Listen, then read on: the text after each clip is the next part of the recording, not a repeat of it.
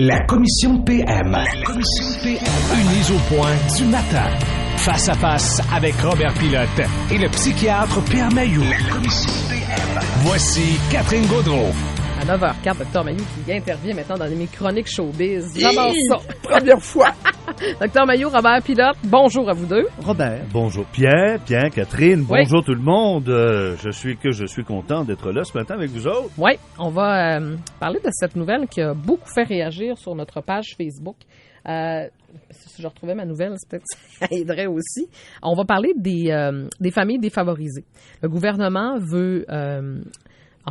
donne de l'argent pour les enfants de familles défavorisées, pour les envoyer en service de garde 5 jours par semaine. Avant, on donnait de l'argent pour à peu près 2,5 journées. Là, ce qu'on veut, c'est justement favoriser ces jeunes-là. Les gens Attends un petit peu, Catherine. Je veux bien comprendre la mesure. Oui, je l'ai pas bien Est-ce expliqué à dire... Non, mais écoute, c'est à peu près ça, là. Non. C'est que là... Concrètement. Non, mais il devance de 2 ans une mesure qui devait s'appliquer à peu près dans 1 an et demi, 2 ans. Ouais. Là, il y a une campagne électorale. Fait que ça fait bien de devancer tout ça. Alors donc, au lieu d'avoir la gratuité 2 jours et demi par semaine, ce sera toute la 5 semaine. jours, exactement. Ça va coûter à peu près, une mesure qui coûte à peu près 20 millions au gouvernement du Québec. Attends un peu, là. Concrètement... J'attends, moi, là. Oui, mais allez pas trop vite, vous me perdez. Oui. On parle de défavorisés. Est-ce que c'est nécessairement des personnes qui sont sur l'aide sociale? Mais pas systématiquement, Dr Mailloux. C'est parce il qu'on pourrait dit y- notamment ceux qui sont prestataires de l'aide sociale.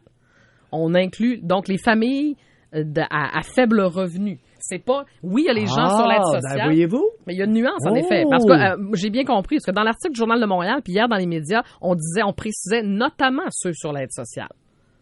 Alors, est-ce que c'est moi qui comprends pas bien ou... Cette nuance-là, moi aussi, ça m'échappe. J'avais l'impression que c'était seulement les assistés sociaux. là. Voyez-vous? Non, Vous je avez pense besoin pas. de moi dans vos Non, conversations. c'est très bien la précision, parce qu'on dit les enfants québécois issus de milieux défavorisés, notamment ceux dont les parents sont prestataires de l'aide sociale, pourront dès le mois d'août fréquenter un service de garde éducatif gratuitement. Est-ce à dire qu'il y a des personnes qui sont pauvres, qui travaillent, mais qui sont très pauvres, qui pourraient voir leurs jeunes avoir accès à des services de garde gratuitement? Là-dessus, docteur, c'est que là, le budget va être présenté cet après-midi. Il nous échappe. Il y a des détails qui nous échappent encore maintenant. OK. Là. Demain, on n'aura plus de détails. Bon. Mais juste OK. de Alors, lancer... je vous écoute à partir de là. Là Oui. où moi, je voulais aller, c'est Oui. que Catherine et l'équipe, ce matin, ont déposé une question sur la page Facebook. Ouais. OK? Tout simple, qu'est-ce que vous pensez de ça? Et on associe la nouvelle aux assistés sociaux. Et là, ça a été le festival du préjugé.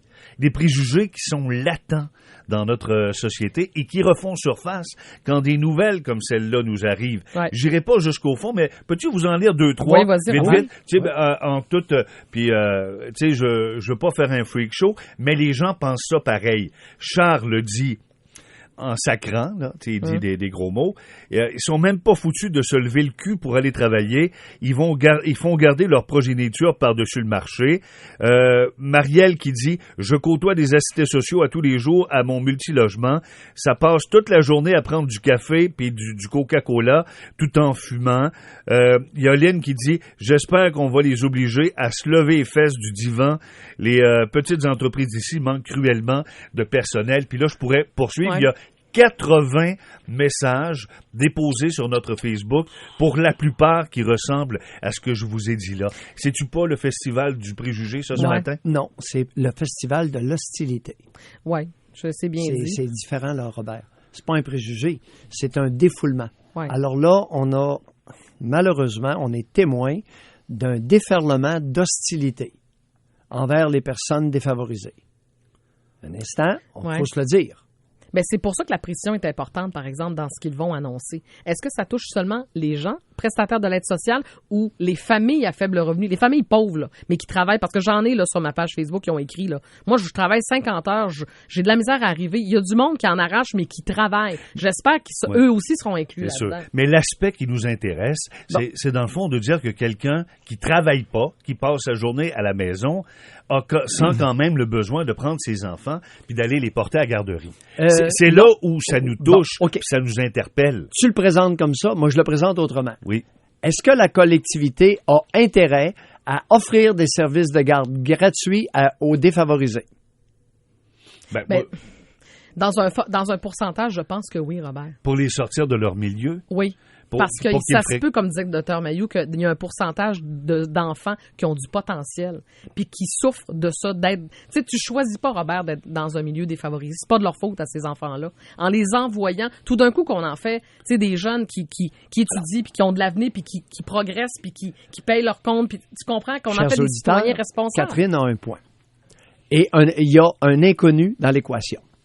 Quel est le pourcentage d'enfants qui, suite à avoir été envoyés dans des garderies d'État, des enfants défavorisés, vont devenir des citoyens productifs?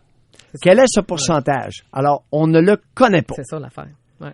Est-ce que c'est 1% ou 18%? Je sais pas. Moi, je pense que c'est plus élevé qu'1%. Mais c'est encore... Je sais pas, Robert? Ben, pour ce qui est des pourcentages, il faudrait faire des études. Pierre l'a dit, sur quelques années. Ouais.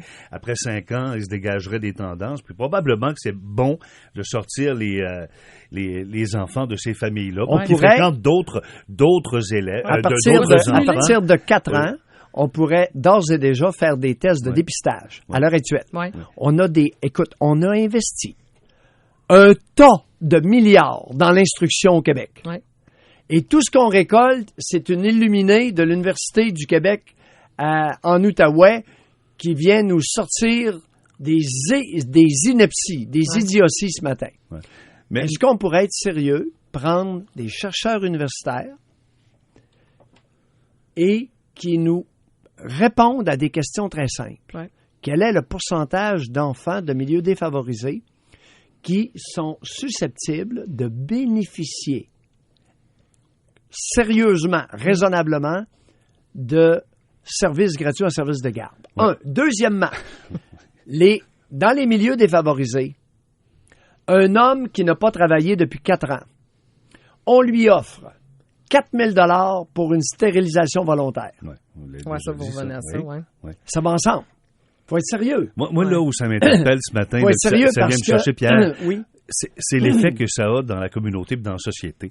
Est-ce qu'il y en a qui regardent ça en disant c'est une injustice? Moi, je travaille, me lève le matin, je gagne ma vie, je paye mes taxes, je paye mes impôts, j'arrive à peine, puis il y a des gens comme ça qui vont bénéficier d'avantages comme ceux-là. Moi, j'en ai plein le cul, j'accroche mes patins, puis moi aussi, je m'en vais sur l'aide sociale, puis moi aussi, je vais avoir le dentier gratis, puis je vais avoir les lunettes gratis, puis m'en va à la garderie gratis. Est-ce que l'effet qu'on sent très bien sur notre page Facebook aujourd'hui, là, est-ce que c'est pas cet effet-là aussi que ça peut avoir? Tu le vois. Alors, chers Canadiens français et Canadiennes françaises, ce matin, je vais vous annoncer une réalité.